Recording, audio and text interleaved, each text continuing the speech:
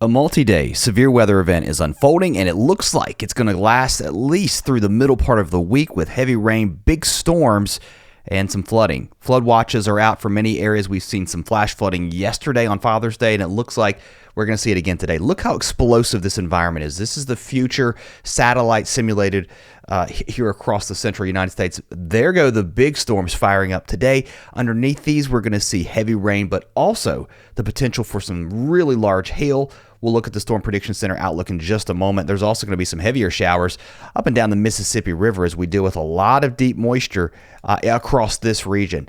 Things do settle down late tonight as we look at the simulated satellite, but look how things get primed again tomorrow. And by the way, look how hot it is across Texas with that sun just beating down. It's just really, really warm in some of these areas with triple-digit heat. Heading into Tuesday, everything slips a little bit further to the south. Look at these big storms firing up heading into Tuesday night, lasting through Wednesday, and all of that starts to die down some as it heads east. Speaking of areas to the east, it's humid here. This is the simulated satellite through the day today. Look what happens once we get into the afternoon around 3, 4, 5 o'clock along this zone here. Pow! There go the storms, and they start to get really tall too with some big downpours possible again. Multiple flood watches now out for the Tar Heel state, so watch out. Heavy rain possible underneath these storms as well. And then as we head into Tuesday, everything back to the west starts to push to the east, so even more storms possible here ahead of our really broad trough and our decent upper level support that's moving to the east. We talked about this yesterday. Dew points well into the 60s and 70s in some areas, not just across the central plains, but also across the southeast and as far north. I mean, look at this. Up into Minnesota, Wisconsin, we've got dew points in the 70s. Even up into Michigan, we're in the 60s. Once you get above 60, you start to feel that moisture. It's not just a reading. You can feel it. Tornado risk highest here across parts of Minnesota today. Also stretching all the way back to the west to Montana and Wisconsin. If you look at the overall enhanced area, it's not just here where we're dealing with severe weather. There's a decent wind threat today across Nebraska with the storms that form into the afternoon and evening hours. The wind threat, again, greatest here. It's not to say we won't see any damaging winds with the storms further to the north. And, any of the storms further to the east could also contain some decent winds if they get strong enough. But that upper level support is best across the central plains today. Also hail. It could be really big, especially further to the north and east. Storm Prediction Center has hatched this area out for that decent hail risk from parts of South Dakota. Once you get into Minnesota, that looks to be the greatest at risk area, also into parts of northwest Iowa. Heading into tomorrow, the storms sag off to the south. Now we're looking at parts of Kansas, Missouri, the rest of Illinois, or I should say the rest of Iowa down into Missouri. But Illinois, we do get some severe weather here too. It doesn't look maybe as high of a risk as what we're seeing to the west. And there could even be a few strong storms across West Virginia and Virginia. And then day 3 does push that now into Illinois, Indiana, Michigan, further to the east as our front drops to the south for the rest of Missouri and then down into Oklahoma. All right, let's take a look at our severe risk for day 4. That finally pushes east as we head into Thursday, into the mid-Atlantic and along the eastern seaboard. Let's start off across the west, but before we do, take a look at these numbers. I showed this yesterday.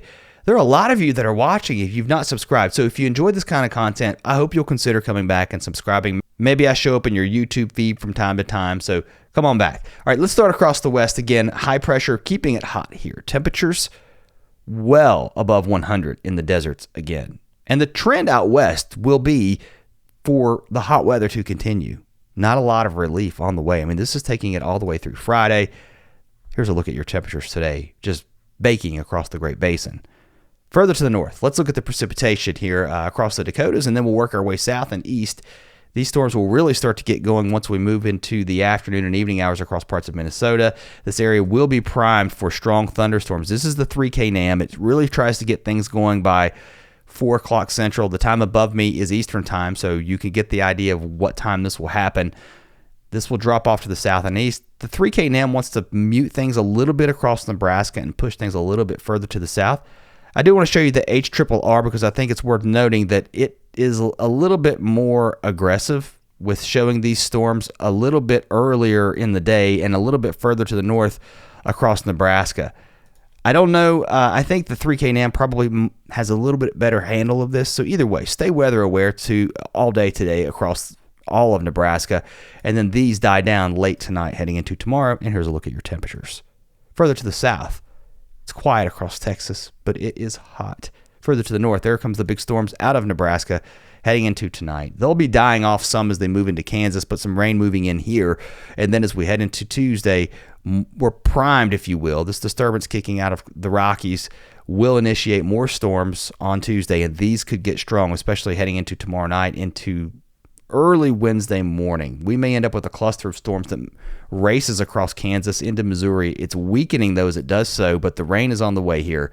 And then now as we head into Wednesday afternoon, you're going to get your severe weather a little bit further to the east. There's your temperatures. Again, just absolutely baking across the southwest and across West Texas. Western Kansas also hot into the mid-90s this afternoon. Further to the north, showers across parts of southern Indiana and Illinois through the afternoon. These don't look too strong. Some of them could pulse up right along the Ohio River heading into the afternoon and evening hours. And then here comes the organized storms, I guess, moving across Wisconsin into the UP of Michigan late tonight into early Tuesday morning. Scattered showers across the Ohio Valley. I'm going to back this up because you can see not a lot of severe weather here, although there will be some more heavy rain in areas where we've seen a lot of flooding yesterday and through the weekend. And then this pushes east as we head into Tuesday with strong storms possible now across Pennsylvania into the northeast, though. It's a little bit cool, a little bit damp. Temperatures not as warm and the atmosphere just not as unstable. To the southeast we go.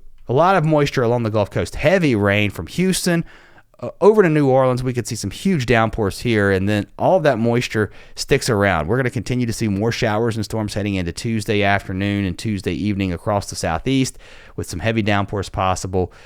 The 3K NAM's trying to show some sort of clustered storms forming across Tennessee and moving east, but it's not going to be a complete washout here. We're going to get breaks with some sunshine from time to time, and then you're going to get big storms again. It's a very summer-like pattern with temperatures. Well, you do get some relief with the storms, knocking your numbers back into the 70s. Otherwise, expect high temperatures very close to 90 in these areas. Not hot into the northeast.